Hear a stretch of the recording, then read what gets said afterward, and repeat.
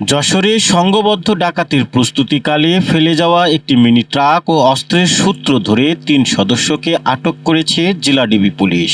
৩০ মে রাতে সদর উপজেলার মাঝদিয়া কলেজ সংলগ্ন এলাকা থেকে একটি নীল হলুদ রঙের মিনি ট্রাক, দা, রড ও রশিসহ ডাকাতির সরঞ্জাম উদ্ধার করে পুলিশ।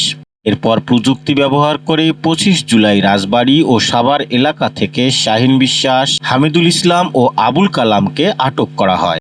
তারা প্রাথমিক জিজ্ঞাসাবাদে ডাকাতির উদ্দেশ্যে ঘটনাস্থলে অবস্থানের কথা স্বীকার করেছে। চক্রটির অন্য সদস্যদের ধরতে অভিযান চলছে। জুলাই পূর্ণজাগরণে সমাজ গঠনে শীর্ষক কর্মসূচির অংশ হিসাবে যশোরে অনুষ্ঠিত হয়েছে লাখো কণ্ঠের শপথ পাঠ ও সাংস্কৃতিক অনুষ্ঠান। সমাজ কল্যাণ মন্ত্রণালয়ের আয়োজনে এবং জেলা প্রশাসনের সহযোগিতায় শিল্পকলা একাডেমিতে এই আয়োজন হয়।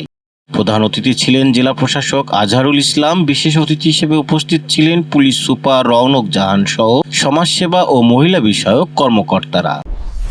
যশোর জেলা যুবদলের বহিষ্কৃত প্রচার সম্পাদক এসকেন্দার আলী জনিকে রাজধানীর খিলক্ষেত এলাকা থেকে আটক করেছে ডিবি পুলিশ। জনির বিরুদ্ধে চাঁদাবাজি, সামাজিক মাধ্যমে অপপ্রচার, ভীতি ছড়ানো এবং সেনাবাহিনী ও দেশের ভাবমূর্তি ক্ষুণ্ণ করার অভিযোগ রয়েছে। এছাড়াও আওয়ামী লীগ নেতাদের ভারতে পাচারের গুজব ছড়িয়েও সমালোচনার মুখে পড়েন তিনি। তার বিরুদ্ধে একাধিক মামলাও চলমান।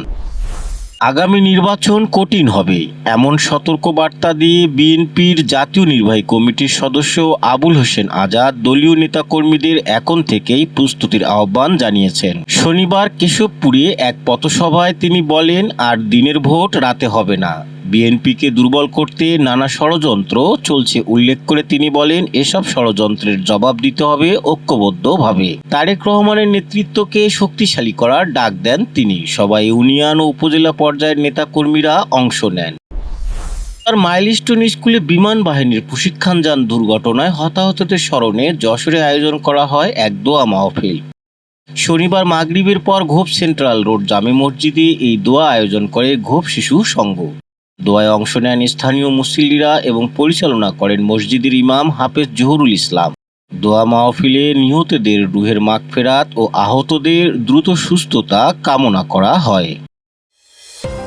দেশ বিদেশের খবর সবার আগে জানতে ভিজিট করুন raddennews.net।